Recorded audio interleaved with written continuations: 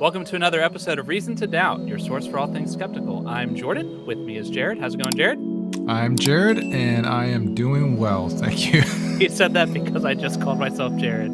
Again, I swear I know my name. Anyways, today we're going to be fielding some more questions for atheists because they're deep and insightful, and definitely not because it's pretty easy for us to do and slip in between harder topics. Definitely not. Well, we also picked a video that wasn't common floating around and all atheists were responding to, because, I mean, you kind of get bored hearing the same answers, the same questions over, right? So they are kind of similar questions, but we're going to be responding to a gentleman who runs a show called Jigsaw Guide to Life. His name's Alex McLellan. He's a Christian apologist. He's got some good content, looks like, but he's not super popular, so could be a new one. I doubt any of you are the 136 people that have seen the video, so there you go. And we, as a small channel with not very many viewers, want to support other small channels with not very many viewers. So even if they don't agree with us. But before we get into that, of course, we've got a fallacy for you. The fallacy of the day today is my favorite fallacy, the fallacy fallacy. Fallacy. So the fallacy is basically saying that if an argument is fallacious, its conclusion is therefore false, right? So super simple. Just because you have a fallacious argument doesn't mean you can't have a true conclusion. Right? It just means that the way they got there is not good. Exactly. An example of this would be if John is Amish, he would have a beard. John has a beard, therefore John is Amish. Now that is a fallacious argument. Unlike most of the fallacies we covered, this is actually a formal fallacy. So it's like a for real legit fallacy. Yeah, we got a syllogism. Yeah, because it's a syllogism. It's called the affirmation of the consequent. And Aristotle said it's bad, so it's definitely bad. But maybe like John is Amish. I don't know. Like, I don't know, John. Who knows? Like, he could be Amish, but you wouldn't be able to get there by virtue of the argument you just heard. Right. And you'll see this all the time, particularly on internet discourse between people who like to be pedantic. You know, they'll say, oh, you committed this fallacy, and then assume like, okay, that's it, we're done. Like, you committed a fallacy, therefore you're wrong, you know? All right. Yeah. Newsflash, humans get things wrong all the time. And just because the way they got there doesn't mean you should just throw out the baby with the bathwater. Maybe you want to help them parse through their arguments and then reevaluate their conclusions. So you might be able to steel man their argument by helping them through the fallacy. Sometimes like some portion of it is fallacious, but it might not be a super important part. Maybe you can just kind of like note it and move on. That's fine. But if you're not careful, it's very easy to get wrapped around the axle, like hunting for fallacies, and kind of miss the actual argument, which is the more important part, right? Yes. So don't do that. And we're going to try not to do that here. Anyway, so let's go ahead and jump on in. So there's 10 questions. He has a little bit of an intro, which we're going to skip, and then we'll get right here into the questions. So he goes 10 to 1 for whatever reason. I promise we're not starting at the end. I don't know why he does that, but it doesn't matter. Anyway, question 10. How do you get something from nothing? How do you get something from nothing? You could ask, why is there something rather than nothing? But the fact we have something raises the question, how do you get something from nothing? Physicist Lawrence Krauss is an atheist who wrote a book called A Universe from Nothing. But like other atheists, when you dig deeper, you find out that nothing doesn't really mean nothing. Nothing really means something, which raises the question, why call it nothing? So there's a lot of things going on here. He goes on describing Lawrence Krauss's position and reading from his book. Few questions. First of all, what do you mean by nothing? So I've actually read Lawrence Krauss's book, and I don't know if this gentleman has. I suspect not, because Krauss actually goes through a long portion of it talking about what does nothing mean and what he means when he says nothing, which is not what Alex here means when he says nothing. Yeah. There's a little bit of straw manning there, or misrepresenting Lawrence Krauss's position. But then again, he's also projecting that Lawrence Krauss is representative of all atheists too. That's also true. Which is not necessarily the case. So just so people who aren't super in tune with this like cosmological argument, which is what this would be talking about where the cosmos came from. Our local universe started at the Big Bang, right? But nobody knows what caused the Big Bang.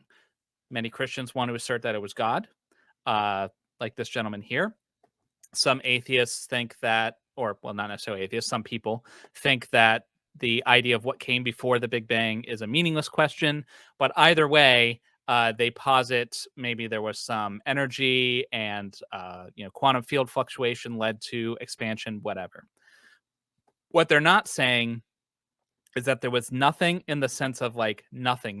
Like when a philosopher says nothing, he means there was no quantum fields, there was no energy, there's no matter. Nothing has no properties. It's nothing.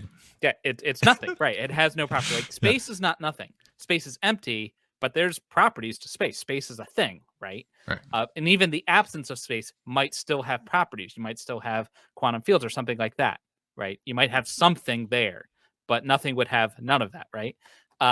So I would say that we didn't get something from nothing. I would say because nothing has no properties and nothing can come from nothing, then there was never nothing. Right. And I would say, I don't know, which is a acceptable answer.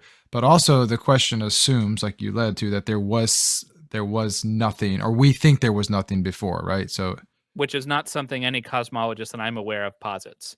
right. So yeah, I would push back on this and just ask Alex, how do you know, Alex, that there was nothing at any point? Like, where are you getting that information? So, and even he doesn't believe there was nothing before, right? He believes there was something, which was with God. the waters of the deep or Yeah, God, right? Yeah. I mean, you might be able to get in the weeds and say, well, if there was nothing, would it have the property of being able to be worked on by God? I don't know if you maybe I'd probably just go the route of cosmology if it were me. Or just say, I don't know, and move on. So yeah, that's fine too. And again, and this is going to be a running theme, I don't know doesn't mean God. Yeah. Speaking of, because that's going to be relevant right here, let's go on to question 9. Number 9. How do you get life from non-life? How do you get life from non-life? Scientists can study life, but science has no answer for how life sparked into existence.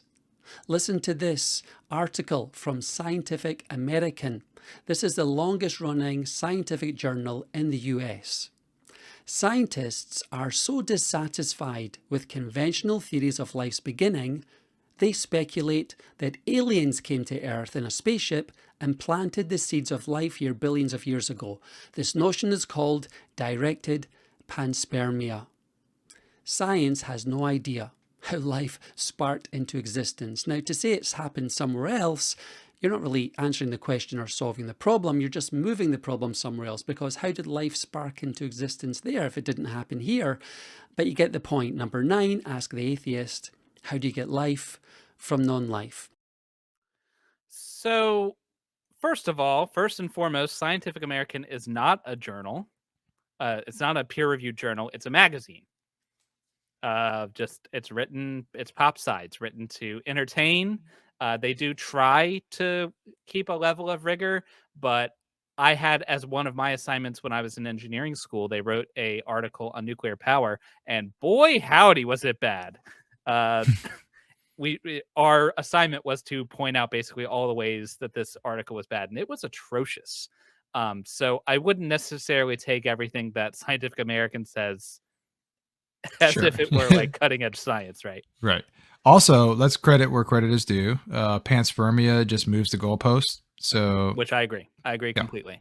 That's why nobody, even people who are and I don't know of anybody who's like seriously asserting panspermia, but even those who aren't typically saying that solves the problem. Obviously, it doesn't solve the problem. I mean, obviously, it solves the problem for how it happened on Earth, just not there. How it happened globally, right? Yeah. So what he's talking about here is abiogenesis. Now, I'm not a biologist, and to get a really good answer on this, you can go to another channel called Jackson Wheat. He's part of the group that I'm part of, the Science Friends. We'll put his link here somewhere up here, like real YouTubers. He's got a couple videos on abiogenesis and some ways it could have happened. So definitely go check out him for the better answer. The short answer is, first of all, life comes from non-life all the time. You know, if you eat something, you're taking something that's not alive anymore, at least usually when you eat it, and you're like incorporating it into your body. But that's not exactly what he means, right? Because he's talking about like there was no life at all. So for that, you've got things like the RNA world hypothesis, where there's actually been a lot of work done on this topic in recent decades, showing how biological compounds spontaneously form in conditions that we think are similar to what was in the early Earth. And there's been some work showing how RNA could plausibly have come from those sort of soups. But again, Jackson Weed is a much better source. So go check him out for an answer. Yeah. I mean, essentially, we're all chemicals, and life is just a chemical reaction. So in the right conditions, with the right chemicals in the right place, boom. Like, right. It's not that hard to conceive of. If you look at the stuff that you're made of, the elemental makeup of your body, you consist of like the top 10 most common elements in the universe. So it's not the building blocks of life are all around. We're not silicon-based life forms. So right. Another point though is that even if like we didn't have biologists working on this, we just don't know. I don't know does not equal God, right? It's not I don't know, therefore I do know, and the answer is God, right? That's not how it works. I don't know, all that means is I don't know. Now, or I don't know yet. Or I don't know yet. Now, it may be that abiogenesis is in fact violates some law of physics. It's impossible. I don't think it is. There doesn't seem to be any indication that it is, but perhaps it is. Then you might be justified in saying there might be some other supernatural cause. But until then, you're just doing the same thing that Newton did when he couldn't understand or didn't want to understand really the orbits of the planets. He assumed they had to be perfectly spherical, but his calculations told him they shouldn't be perfectly spherical. So he said, well, God must fix them, must, tinker with them occasionally. I don't know, therefore God. But that's never been right in the past. So why should it be right now? Yeah. Also, I mean, so this was a common thing that I've noticed in these questions, but it kind of plays on the idea of uncomfortability with an answer, right? So like there seems to be, he's uncomfortable with the answer, I don't know. So he has to fill it in, right? With God, obviously in this case, but yeah, having an answer is not necessarily a good thing. Like I wouldn't think it's not necessarily superior to substitute your ignorance with a bad answer. Right? Maybe ignorance is just the right place to sit, Yeah. Okay, moving on. Number 8. How do you get mind from matter? How do you get mind from matter? How did conscious human beings emerge from unconscious matter? We'll listen to atheist Richard Dawkins reflect on this. The universe could so on this. Let's not listen to atheist Richard Dawkins. You guys can read, so we can put that up on the screen if you want to read it. He basically reads a big long quote from Dawkins. He does this a lot. But essentially what Dawkins is saying is that we are just made of stardust, and it's basically a cosmic accident that consciousness arose, is basically what the quote is saying. And Alex is saying, nuh-uh. How could you get it that way? How could mind arrive from non-mind? This is the exact same question as the previous question. It's just replacing how'd you get life from non-life? How do you get... Anyways. Now, the only thing I can say in his defense is that the hard problem of consciousness is not something that we are going to solve. That's like Nobel Prize level solution.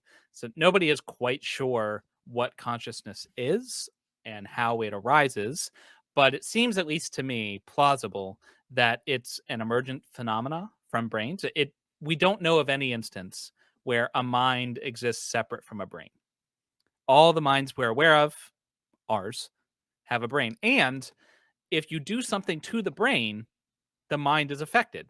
If you take out chunks of the brain, or you stab it or hit it with electricity, the conscious experience of the person in question is altered. So that is at least circumstantial evidence that maybe there's, maybe the mind is coming from the physical side at least. Yeah, and even when you think about, like, if you're watching any nature documentaries with David Attenborough, right?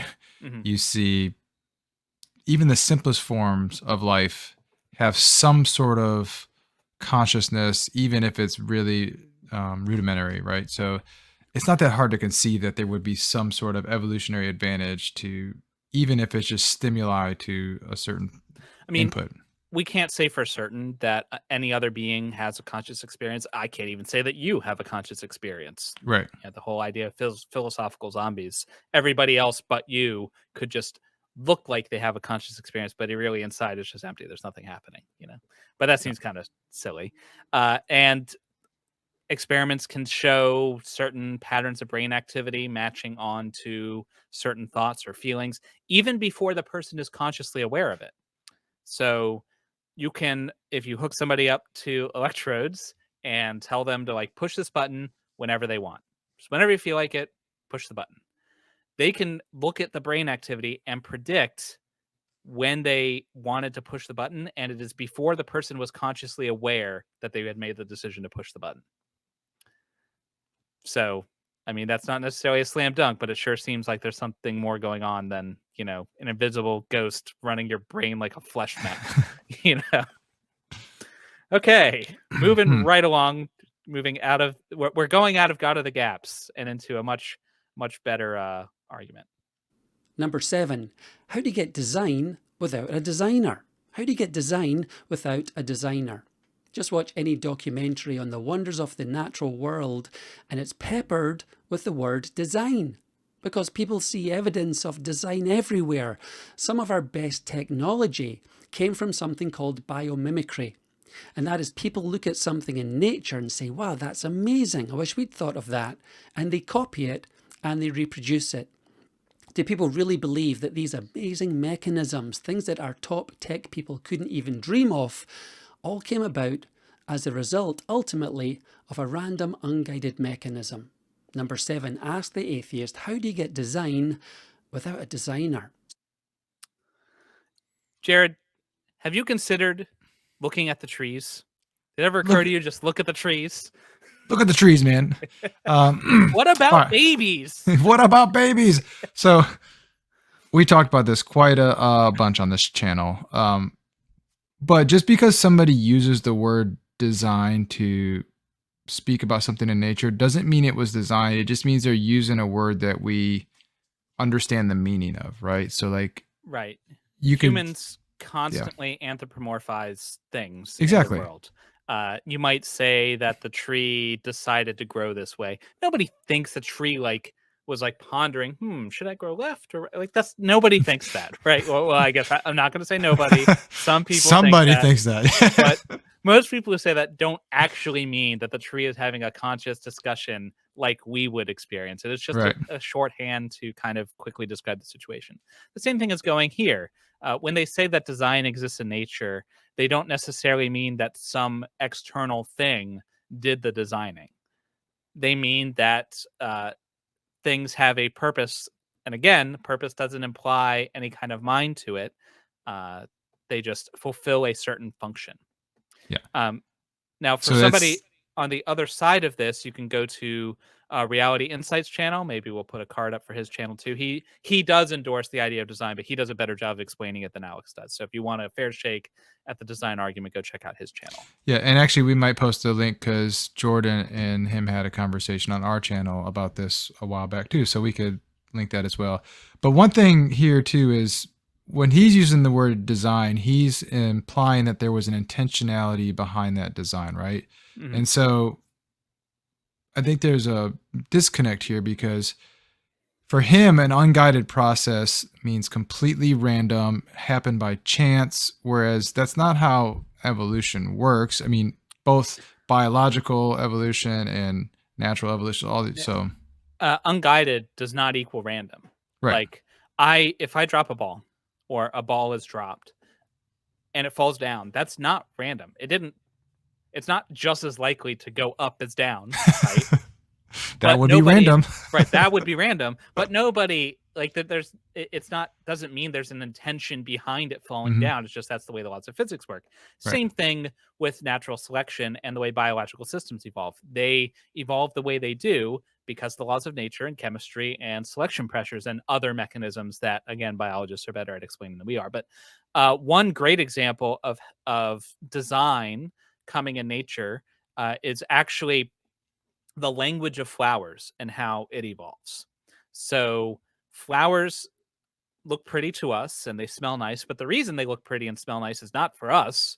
They don't do it for our benefit, except the ones that we bred, such that they did. But the ones that are natural, they didn't do it for us. They did it to attract insects and pollinators to help themselves, right? There's no altruism there at all. That's right. It's not because they felt they wanted to feel pretty. And interestingly, if you look at flowers with other spectrums under other spectrums of light that we cannot see, but insects can, there are hosts of other kinds of patterns that are only visible to the people they're trying to communicate with. So this would look to maybe a naive observer like this had to have been designed. Like it's a language. They can communicate things as delicate as I don't have any more pollen to give, so stop coming here. Like an insect can understand. Like how could that possibly come without somebody being behind it, right? How could it? It has to. Right. Case closed. Well, basically, if you think about it, before you had a flower, you had some plant, right? And they needed to get their pollen to other plants because they're reproducing sexually just like everything else is, right? So they can reproduce. A lot of plants can reproduce like on their own, but it's better for them. It's advantageous if you reproduce sexually. So one strategy is just to throw your pollen out into the breeze and hope it hits the right plant. That'll work. There are trees and plants that do that today, but it's not super efficient, right? Because you're going to lose. It's the shotgun method. Just blast it out there. You're going to lose a lot of pollen, and it's not going to do a lot for anybody except coach stuff and make it nasty, right? So imagine that for some reason this plant has nectar or something. It has something that a bug wants. Bug gets on it, right? And the bug gets covered in the pollen because it's there. And it flies around and it's like doing this to all the plants. And just because it happened to get some pollen, it hits another plant. Boom. Now that's a way faster, more efficient method, right? Okay. So you have two plants all at the same time, one doing shotgun and one focused with just. Right. And so the plants that were most likely to attract bugs, the bugs just happened to be, for whatever reason, the bugs were more attracted to that plant. They will do better than everyone else. And so the ones that aren't as good die away. Well, then the next generation happens, and the ones that are a little bit better at just because randomly they, there's mutations and things like that, they developed a little bit better of a method of attracting plants, and so on and so on and so forth. And eventually you get to very complicated systems just from the fact that the plants that are more attractive to insects do better. That's the only force you need, and you can get all kinds of complex behavior from that. And that's just one example.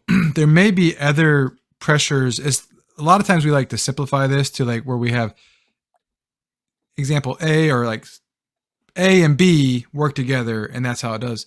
But a lot of times you may have multiple inputs and a lot of different pressures selections, right? So you have A, B, C, D, and E. But because we're human, it's hard for us to grasp how all these systems work together to affect one another.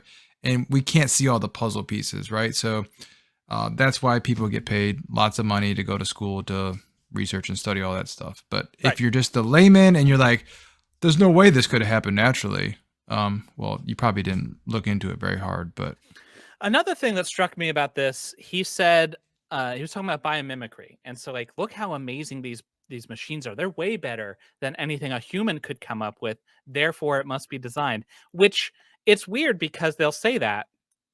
And then like in the next breath say, and look, this thing in nature looks very much like the thing we designed. Therefore, it's designed. Well, which is it? Is it designed by God because it's better than what we come up with? Or is it designed by God because it looks like what we come up with? Which is it? It seems like you can't have it both ways. Or if you're trying to have it the one way, like, humans copy this natural design because it works so well. Well, maybe we just copied it because it works well, not because it was designed. And we're like, well, the idea is nature couldn't possibly design something well, which is silly. Why not? Why couldn't nature do that? And nature has a lot of examples of things that are not designed well too. Yeah, that's another excellent point. If you want to take credit for the things that are designed well, you should also take credit for the things that aren't designed well. Now, again, our friends at Reality Insights would say, well, you don't know the design parameters that God is using. Maybe they're designed to his specifications. But I would submit there are some things in nature that are just bad. Like if a God is such that, like, for instance, you have to eat oranges or fruits of some sort to get vitamin scurvy. C. And if you don't, you'll get scurvy, right? But that's not the case for most mammals. They produce their own vitamin C. Yeah. And we have the gene to do that. It's But just turned off. it's broke. Yeah. In us and some of our close great ape relatives, it's broken. It doesn't work. Where's the benefit of having this broken gene in our gene pool? It's serving no purpose. And all it's doing is making it harder for us to survive. Why would that happen? Well, I mean, the evolutionary answer is one of the answers, possible answers, is that at the time this mutation happened, our ancestors had a vitamin C rich diet. So it didn't matter. Like, who cares if it's broken? We We were getting getting enough. plenty of it, and the ones Exactly. who had the bad genes were able to procreate and keep Yeah. moving on, right? No problem. And then by the time it became a problem, well, evolution isn't smart. Evolution doesn't look forward. Evolution doesn't say, oh, well, it's not useful now, but this vitamin C gene might sure come in handy in 10,000 years. Like, that doesn't care about that. So, yeah. If you want to see another funny example of, well, maybe not funny, I think it's funny, but koalas. So I'm going to post a link to a video of koalas, and you're going to see some great examples of design. So Koalas in the rain. No F's given. All right. Number 6. Number 6, how do you solve the problem of evil? How do you solve the problem of evil? The problem of evil is normally raised as the greatest objection to belief in the existence of God.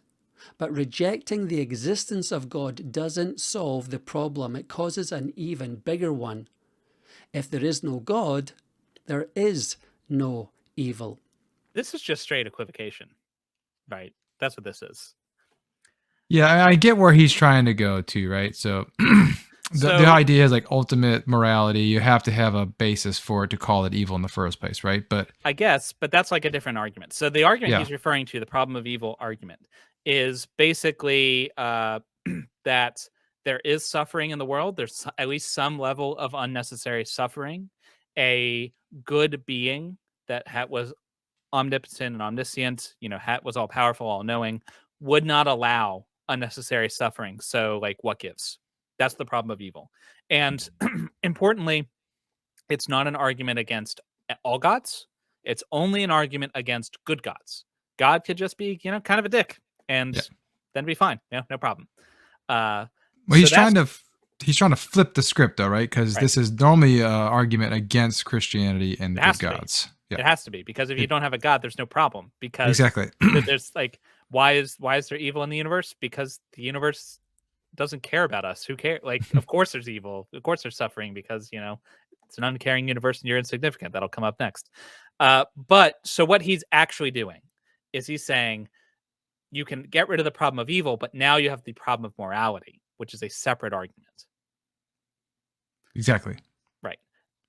And also notice that he keeps going to Dawkins.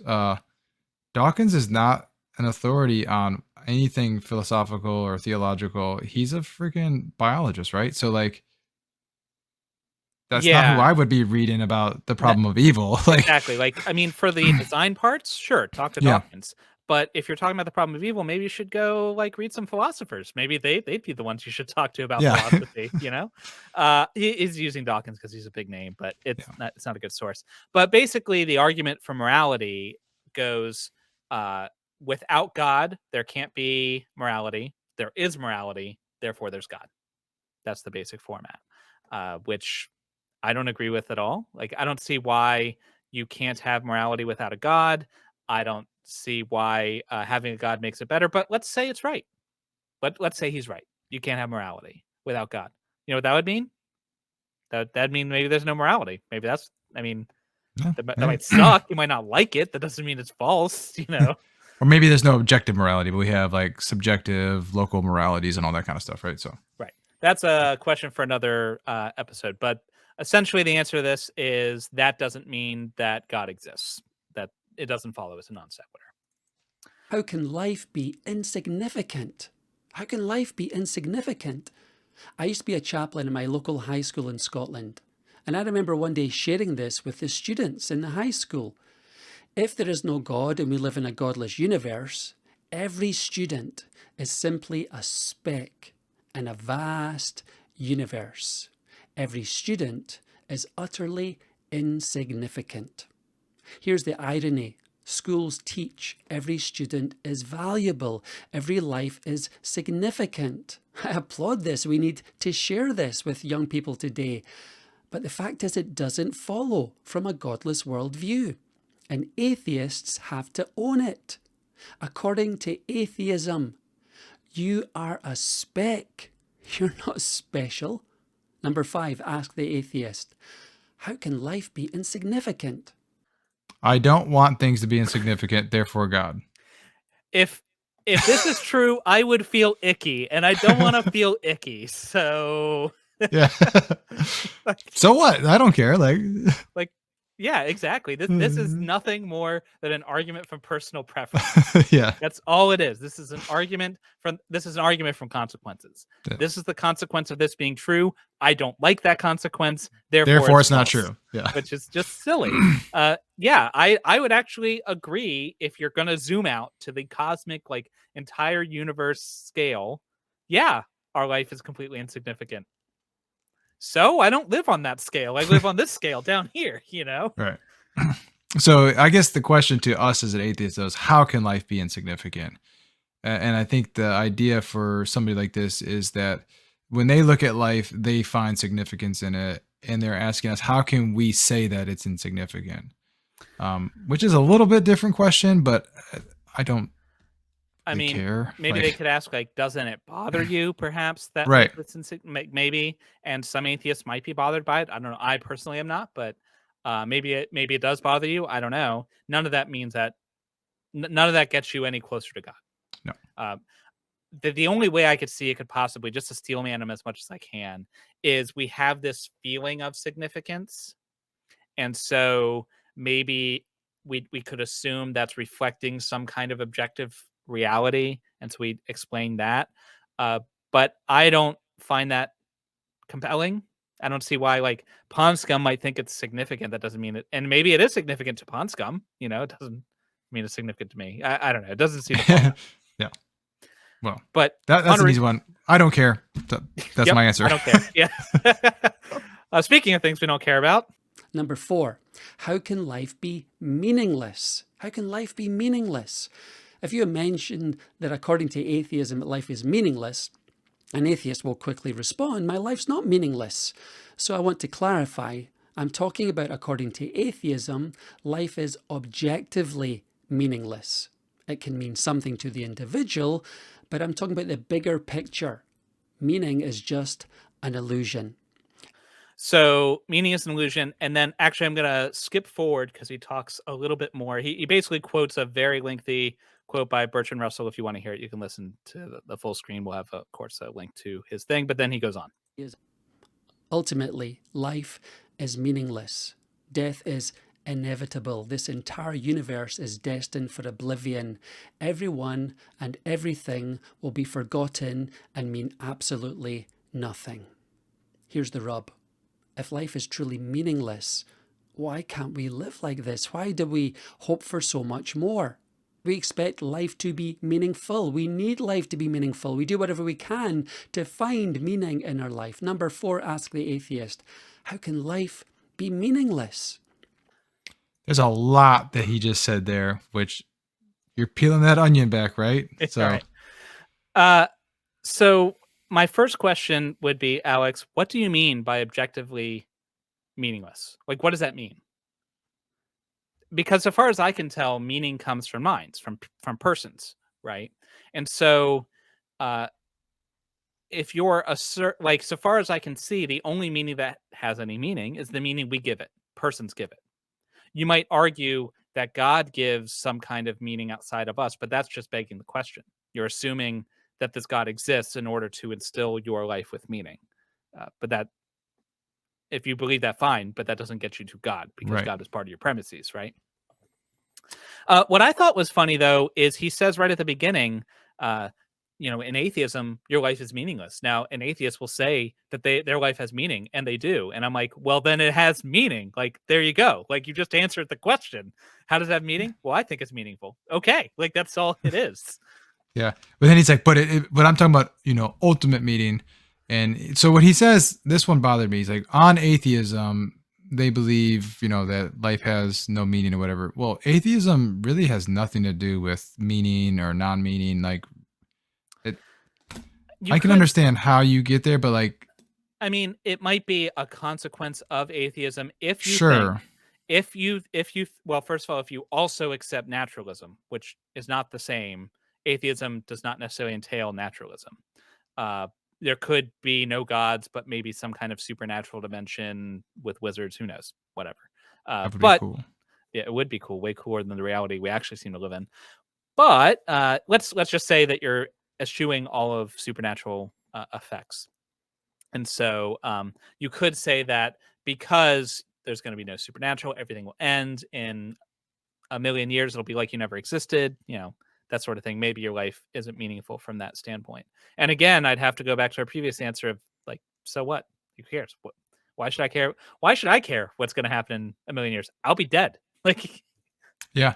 I I forget who it was that said this, and I should really remember this, but if I remember, I'll post it in the description. But there was an atheist who talked about the like eating food and like a never-ending dinner party. How's like when you sit down for a meal, you don't go, "Damn, this meal's going to end, so I can't enjoy this, whatever food you're going to eat," right? right. You enjoy the food you're eating while you're eating it. The meal ends. It still had meaning, and then you go on with it. Same thing with life, and that's how we approach life, right? So Exactly. Your my life may not have any kind of cosmic meaning in a million years, but it has meaning right now to me and the people that care about me. And that's all I need. So yeah. my life may not have the meaning that Alex wants, but that doesn't mean it has no meaning at all. It just means it doesn't have the kind that he wants. And this is very similar to the last question about significance. I mean, they're very closely tied together, but I don't care if my life doesn't have ultimate meaning. Doesn't bother me. Nope, doesn't bother me in the slightest. So, Spoiler, I don't care. This next one doesn't bother me either. Number 3, how can there be no human freedom? How can there be no human freedom? In a world without God, there is no human freedom. If the physical world is all there is and we're just a bunch of physical stuff, we are determined by nature and nurture, by our genes and our environment. Just like any complex machine, we'll do whatever we are programmed to do.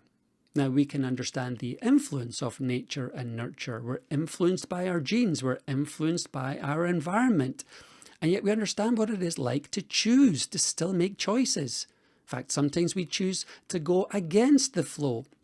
But according to atheism, every action is determined by forces outside of our control. Freedom is an illusion. Listen again to Dawkins, who pointed out, everything that we do, we're just dancing to our DNA. Number 3, ask the atheist, how can there be no human freedom? First of all, not every atheist believes in hard determinism or, so blanket picture there. Not every theist believes that we have free will either. So, So when he says free will here, he's talking about libertarian free will. correct. And that doesn't have anything to do with a political party of pseudo-Republicans known as libertarians. It is talking about having free will unshackled to any outside influence. Basically, there's no other thing that's influencing your decisions. You and you alone are choosing whatever. And that requires that we don't live in a deterministic universe. But to all appearances, we do live in a deterministic universe, or at least there is some like quantum level of randomness, but that's also out of my control, so it doesn't really help. Right. It may as well be determined for the purposes of this. So, a couple things. First of all, even those who accept hard determinism don't necessarily think that means we don't have free will. Daniel Dennett is a good example of a philosopher who would be called a compatibilist, who thinks that if we basically, yes, we don't have libertarian free will, but we have another sort of free will, and we just have to kind of change how we're thinking about free will, which might be kind of ducking the question a little bit. But in any case, it may just be that we don't have free will. Maybe he's right. Maybe this feeling of free will that I have is an illusion. Okay.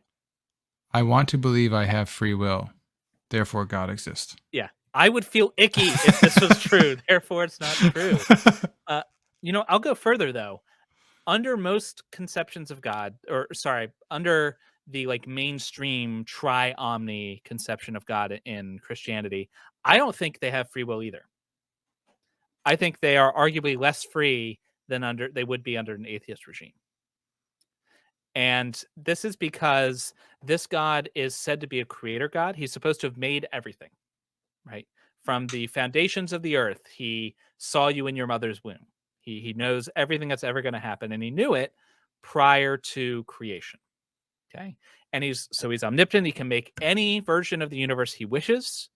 And he's omniscient. He knows what the consequences of all those decisions will be. So if he creates universe A, then Jordan is born at this minute and he goes to this school and these sort of things happen. But if he does a very slightly different universe B, then my life is different. By virtue of the fact that he chose universe A and not universe B, he has, in essence, chosen all of my decisions for me. He has determined the outcome from the start. My future is just as determined under that sort of universe as it would be in a universe without God entirely. Now, there are answers to this question. There are other ideas in theology that basically take properties away from God. Like maybe he has limited omniscience when it comes to your free will or things like that. But if you want to go with a straight up, like the pew level conception of God, omniscient, omnipotent, omnipresent, then I don't think you have free will either. Does that mean God doesn't exist? No. Nope. God might exist and you might have free will. I mean, it has some implications. If he's gonna throw you and light you on fire because you've made a choice that he really made a while ago, that's not so cool. But well, there are Christians who believe that, right? So we're predestination and there are the elect. So yep. There are Christians who will unflinchingly tell you, yes, you were created by God specifically so he could torch you, and that's his right. And also he's good. And I'm like, things don't seem to fit together. Yeah. But how can there be no human freedom? I don't think we have freedom, and I don't care. Yep. Doesn't bother me at all. Number 2, how can there be no human identity? How can there be no human identity? This is one of my favorites. According to atheism, when a human being is just a bunch of physical stuff, there's no continuity of human identity through physical change.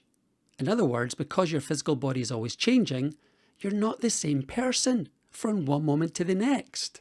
So, and he goes on to read yet another quote from Richard Dawkins, I'm pretty sure, about it. But this is basically the ship of Theseus problem, right?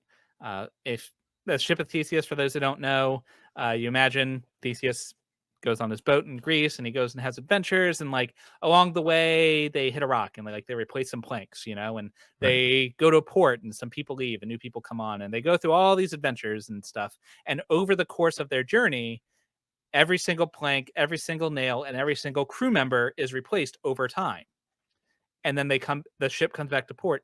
Is it still the ship of Theseus? Is it still the same ship? No single part of it is the same, but it still has the same identity. How does that work? Yeah.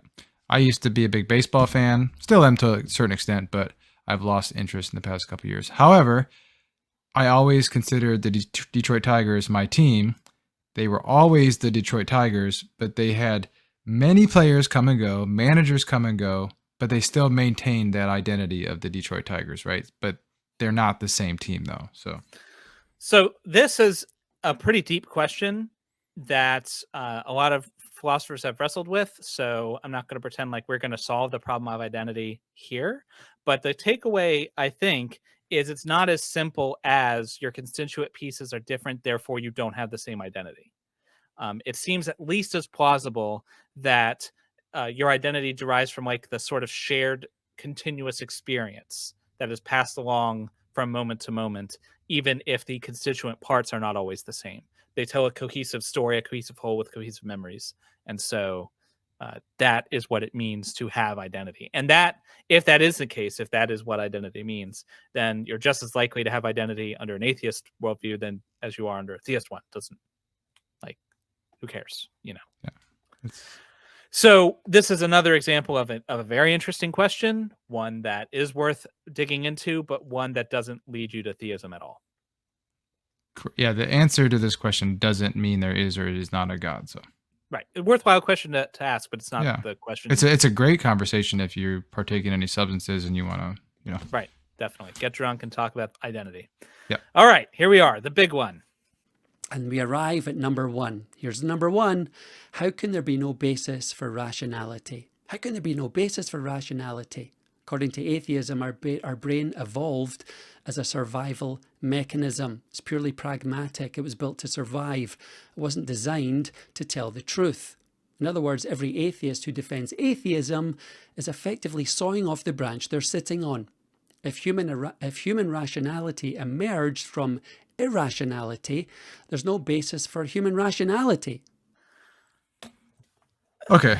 So again, atheism, naturalism, evolution, like while they're related, they're not the same thing. And atheism doesn't have anything to say to a certain extent about emergent properties of minds and rationality, right?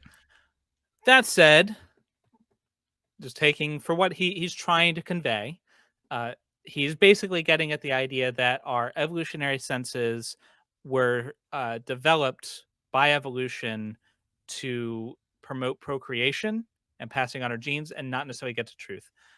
So Alex didn't come up with this out of whole cloth. This is an argument that has been made by other theists, that our senses were developed through the process of natural selection, through evolution, to enhance our well-being, our fitness, but not to give us truth. And so we shouldn't rely on them to give us truth, because that wasn't what they were designed for. So we have basically no basis on which to believe the things that our senses and our rationality and our mind tell us.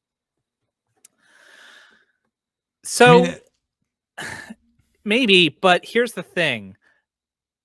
We live in an actual universe. Reality is real. That's like a baseline assumption that I make. You know, I can't prove that reality is real. I can't solve the problem of hard solipsism. Maybe I am a brain in a vat or in a matrix or whatever, but I'm forced to live in the reality I find myself in. So I'm just going to, as like a basic assumption, assume that reality is real. Okay. Going with that, then if my senses did not usually give me good enough descriptions of reality, if my rationality didn't give me good and lead me to making good enough conclusions, I wouldn't live very long. Right. If I thought if my mind was such that I thought leaving out of the second story of my house was just as reasonable as leaving out of the first, then I'd break my leg. Like my nature would tell me I was wrong, you know? And so if my senses were so unreliable as to be no guide to what is actually real, what is real as in what corresponds to reality, then they wouldn't have survived. I wouldn't survive. Evolution wouldn't have given them to me. Right. So this argument may or may not be fallacious, but a screwdriver was designed to drive screws. But that doesn't mean you can't hammer a nail with it, right? And just because it wasn't designed to drive screws doesn't mean that nails don't get hammered with screwdrivers. So like, even if our rationality wasn't designed to come to like ultimate truth or, you know, do all that stuff, we can still use the rationale that we have, all of the intuitions that we have to come to kind of some understanding of truth and reality as we see it. But more importantly, I think the defeater for this argument is our senses aren't perfectly reliable. My senses screw up all the time. You know, look at optical illusions. You've seen the one with like the bowl of strawberries that all look gray or look red, but they're not red because your brain knows, oh, strawberries, those are red, but they're actually gray. Or like this color and this color, they look black and white, but actually they're the same color. You know, your brain screws up you do all colors the time. Like this, they go. Yeah, exactly. Like our senses are reliable so much that we can tell when they're not being reliable, and they are not reliable frequently. You know, so our senses are flawed. We don't have perfectly reliable, trustworthy senses. We shouldn't rely on them without any question. You know, we should test them against the ultimate arbiter of truth, reality itself. How could God exist if our senses can't be trusted?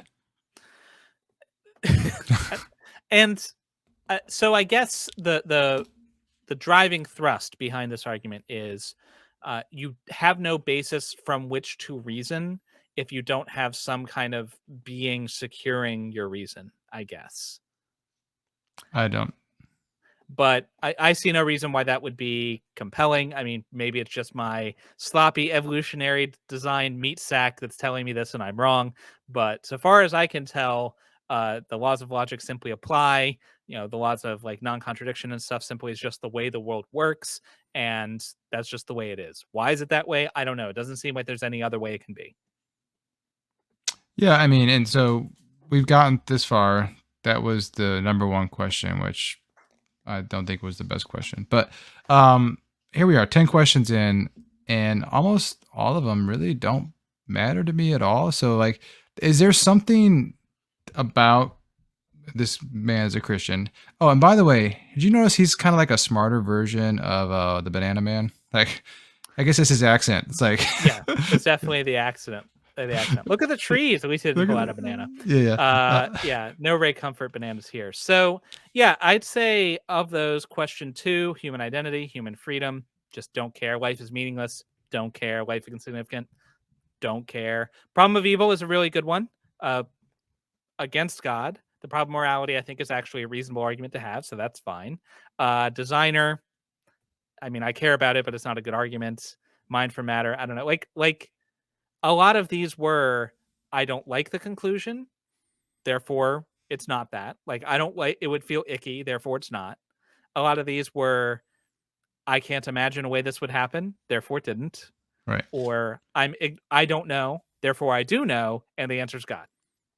I just find it interesting that, as an atheist, both of us kind of take the same view on this, but a lot of Christians would take the opposite view. So and we don't have time to answer this now, but what is it about us that makes our views on these questions completely different? Like, that's something to ponder. That's an interesting question. If you are a theist watching this, please let us know in the comments below why we're wrong. Why is it our biases are like blinding us to the obvious truth elucidated in these questions? Make sure you hit the like if you liked it, hit the dislike if you didn't, and subscribe if you enjoyed us content. There is another video done by the same channel where he answers these questions as a follow-up to this, top 10 answers that to the very questions that he just asked. And he explains why God provides a sufficient answer to all of them. So if people are interested, we'll tackle that one too. I'm sure they're riveting. Yeah, I'm sure it's great, and we'll be converted by the end of it. But until then, until we're future Christians, remember, you've always got reason to doubt. Peace out.